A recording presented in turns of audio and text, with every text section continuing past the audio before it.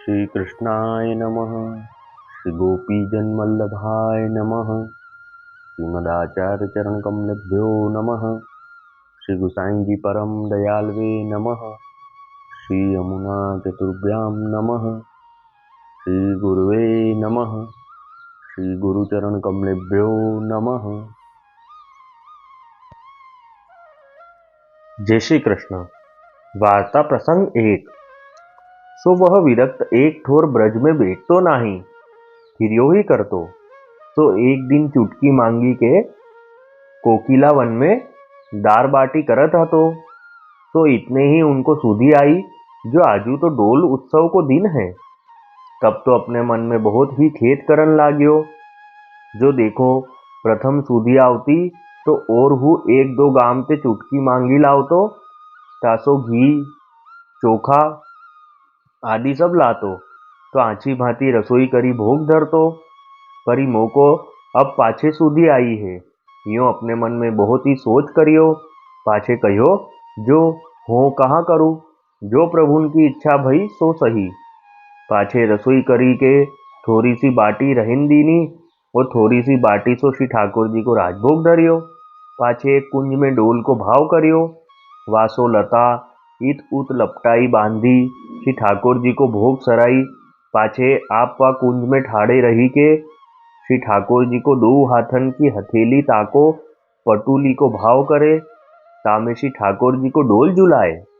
तो अति आनंद सो डोल गावन लाग्यो। पाछे भाव ही ते श्री ठाकुर जी को खिलाए, और बाटी और दारी तीनों समय भोग समर्प्यो। पाछे श्री ठाकुर जी को अनोसर करवाए। भाव प्रकाश। यह वार्ता में यह जतायो, जो वैष्णव को उत्सव को दिन भूलनो नहीं। वह दिन यथाशक्ति भावपूर्वक ठाकुर जी को सामग्री अवश्य करनी। काहेते जो प्रभु बालक हैं, सो उत्सवन को पेंडा देखत हैं, ताते वैष्णवन को उत्सवन को लोप सर्वथा न करनो। सो इन प्रथम श्री गुसाई जी सो विनती करी हती, जो महाराज मोको कछु सेवा पधराओ। तब श्री गुसाई जी इनसो कहे, जो तुम एक ठोर तो कहूँ रहत नाही, तो श्री ठाकुर जी की सेवा कौन भांति करोगे। तब इन श्री गुसाई जी सो विनती करी, जो महाराज हो तो या प्रकार ब्रज में फिरूंगो, परी आप जो सेवा पधराओगे तीन श्री ठाकुर जी सो पूछी लीजो। तब श्री गुसाई जी इनके वचन सुनी के बहुत प्रसन्न होई के याखे माथे श्री नवनीत प्रिया जी की सेवा पधराए। तीन श्री नवनीत प्रिया जी को यह विरक्त अपनी शक्ति प्रमाण सेवा या प्रकार करतो, तो सब सेवा भाव युक्त करे। तासो श्री गुसाई जी वासो बहुत प्रसन्न भये रहे। पाछे यह डोल को प्रकार सर्व श्री नवनीत प्रिया जी ने वाही दिन श्री गुसाई जी सो कहो। सो सुनी के श्री गुसाई जी बहुत प्रसन्न भये। पाछे केतेक दिन को वह विरक्त श्री गोकुल आए श्री गुसाई जी को दंडवत करी के बैठियो। तब श्री गुसाई जी वासो पूछे, जो वैष्णव श्री ठाकुर जी कहाँ विराजत हैं। तब वह वैष्णव ने श्री गुसाई जी से विनती करी, जो महाराज आप मेरे स्थल के समाचार तो सर्व जानत ही हो, तासो श्री ठाकुर जी मेरे साथ ही विराजत हैं। तब श्री गुसाई जी व वैष्णव तो कहे, जो अब को तुम डोल उत्सव कौन ठोर कौन प्रकार करियो। तब वह वैष्णव ने अपने मन में जानी, जो श्री नवनीत प्रिया जी ने प्रभुन को जनाई सो तो सही। पाछे याने श्री गुसाई जी से विनती करी, जो महाराज आप तो सर्व जानत ही हो, ताते आप आगे कहा जनावनो। जो कोई न जानतो होई ताको जनाइए। तब श्री गुसाई जी व विरक्त सो कहे, जो तेरे प्रकार तो जाने। तब वाने डोल उत्सव को सर्व प्रकार कही हो। तब या के वचन सुनी के श्री गुसाई जी कहे, जो तू याहू प्रकार प्रभुन को डोल तो झुलायो हो, तो ऊपर बहुत प्रसन्न भयो हूँ। तब वह वैष्णव गदगद कंठ होई के श्री गुसाई जी से विनती करियो, जो महाराज मेरी तो यह अवस्था है, पर श्री ठाकुर जी बड़े हैं, ताते आपकी कहानी सो मानी लेत हैं। तब श्री गुसाई जी वह ऊपर बहुत प्रसन्न भये। वह विरक्त श्री गुसाई जी को ऐसो कृपा पात्र भगवदीय हतो, ताते इनकी वार्ता कहाँ ताही कहिए।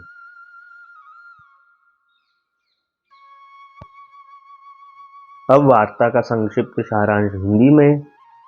तो वह विरक्त वैष्णव ब्रज में घूमते रहते।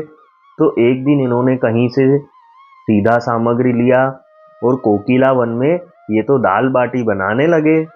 इतने में इनको याद आया कि आज तो डोल उत्सव है। तो ये बहुत अपने मन में खेद करने लगे कि पहले याद आता तो घी चावल आदि और वस्तु लेके आता और अच्छे से पूरी रसोई करके भोग धरता।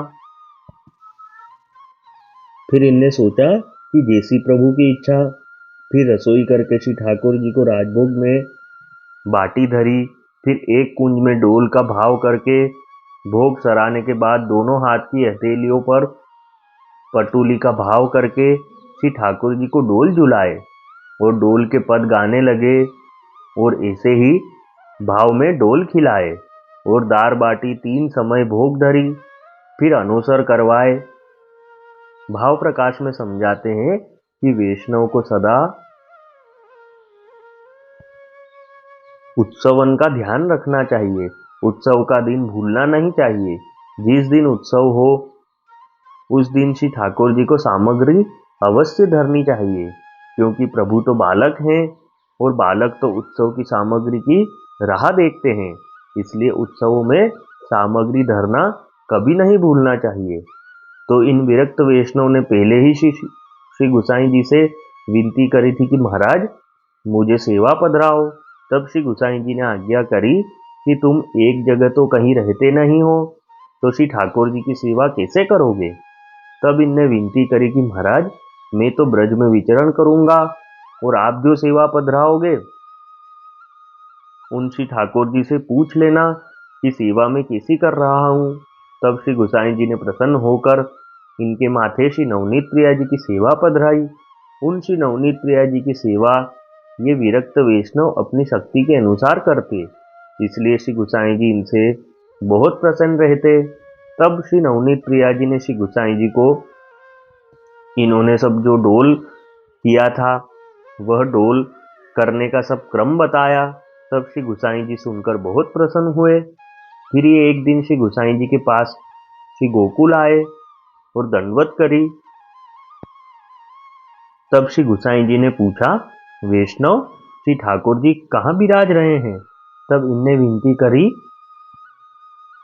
कि महाराज मेरे साथ ही विराज रहे हैं। तब श्री गुसाई जी ने डोल उत्सव कैसे किया ये पूछा। तब इनने विनती करी कि महाराज आप तो सब जानते हो। फिर उसने जैसे श्री ठाकुर जी को डोल झुलाया था सब श्री गुसाई जी के आगे विनती करी। वह सुनकर श्री गुसाई जी बहुत प्रसन्न हुए। तब ये विरक्त ने श्री गुसाई जी से विनती करी कि महाराज मेरी तो यही अवस्था है, पर श्री ठाकुर जी बड़े हैं इसलिए आपकी कहानी से सब मान लेते हैं। तब श्री गुसाई जी इन पर बहुत प्रसन्न हुए। तो ये विरक्त वैष्णव श्री गुसाई जी के ऐसे कृपा पात्र भगवदीय थे।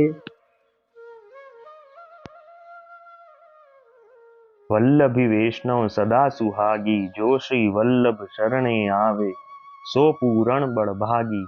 गल तुलसा की माला सोहे, भाले तिलक रसाला। तापर वल्लभी मुद्रा सोहे, मुख बोले गोपाला। तन मन धन वैष्णव पर वारू, गाऊं श्री गिरधर लाला। आज सभा में पूर्ण रहत हैं, सूर दास नंद लाला। वल्लभी वैष्णव सदा सुहागी। जय श्री कृष्ण।